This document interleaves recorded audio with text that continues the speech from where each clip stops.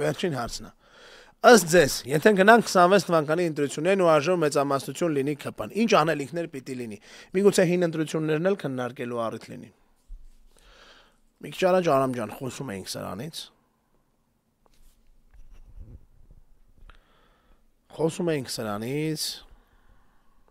եւ այս ընտրությունները համեմատեցինք Վիշի կառավարության ժամանակ, օրինակ, որ Դե Գոլը դուրս գար ու ասեր ախպերներ ջան, ես Չերչիլի ինգերն եմ կամ Ստալինի հետ էլ ձեր հետ աշխատում։ Պետք է ընտրություններով Վիշի կառավարությանը գցել եւ իշխանությունը Ֆրանսիան վերադարձնել ֆրանսիացուն։ Ու տենց։ Չես կարող հաղթես ընտրություններով, իսկ մեծամասնություն 26 թվին ընտրությունների, եթե մենակ արդյունքները լինեն ու այս պայմաններում մենք գնանք, լինելու է Նիկոլը։ Ասենք պատկերացնենք, ելնելով Լիոնի քաղաքային ընտրությունների օրինակից, մենք կարծում ենք, որ Չերչիլի նման հզոր բարեկամ ունենալու եւ ռազմավարական դաշնակից Անգլիայի հետ ընկերություն եւ բարեկամություն անելու շնորհիվ մենք կկարողանանք հաղթել ընտրություններում Մարշալ Պետենին եւ վերադարձնել Ֆրանսիան ֆրանսիացուն։ Կասեին ընկեր ջան, մի հատ վեշերը հավաքի ու դավայ ստիան։ Ոնց որ կասեին մեր վանաձորցի բարեկամները։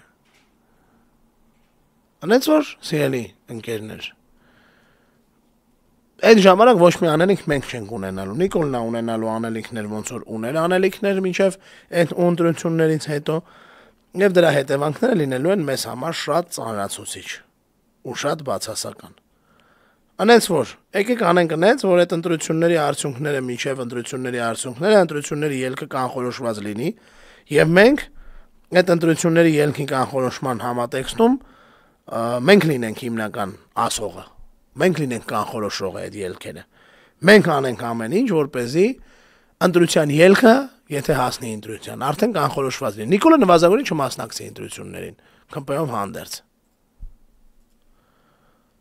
Նեցոր, սիրելի ընկերներ, եկեք մենք մեր համար ընտրենք մի բան։ Եկեք չխոսանք նրանից, ինչ անխուսափելի է, այսինքն ընտրություններից։ Եկեք խոսանք նրանից, թե ինչ կարող ենք մենք անել, որպեսզի այդ ընտրությունները կամ չհասնեն ընտրություններին, կամ եթե գնանք մենք ընտրությունների, Նիկոլ Փաշինյանը իր ԿՊ-ով ընտրվելու հայտ չներկայացնի։ Հակառակ Մարանգայում Նիկոլը լինելու է 26 թվին էլ արժե մեծամասնություն, որովհետև այնա Մոլդովայի ընտրությունները սա այս համար ամենալավ օրինակն ու ապացույցն են այդ ամեն ինչի։ Անենց որ եկեք հույս ունենանք, որ մենք ունենանք ապագայում ավելի դրական հեռանկարներ կապված 26 թվականի հերթական ընտրությունների հետ, այսինքն տենանք որ բան կա։ Իսկ մինչև այդ ասեմ ձեզ մի բան։ Այսօրվա Սրբազանին, Միքայել Սրբազանին դատապարտելու 2 տարի ազատազրկման դատապարտելու թեման,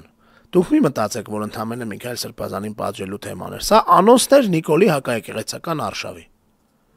Սա դրա անոնսն էր։ Եվ դուք այդ անոնսը, մենք բոլորս այդ անոնսը տեսանք շատ հրապարակային ու շատ տրամաբանական սցենարով ու ձևով։ Հիմա պատկերացրեք, թե ինչ է լինելու շատ շուտով ավելի վատ սցենարների զարգացման եւ արքայության դեպքում, օրինակի համար։ Երբ որ լինի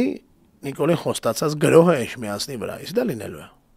Որտեղ Նիկոլը ի տարբերություն շատ ու շատ քաղաքական գործիչների երբեք իզուր ու ստից բան չի ասում, սիրելի հայրենակիցներ։ Կարդամ հարցերից մի քանիսը ստեղի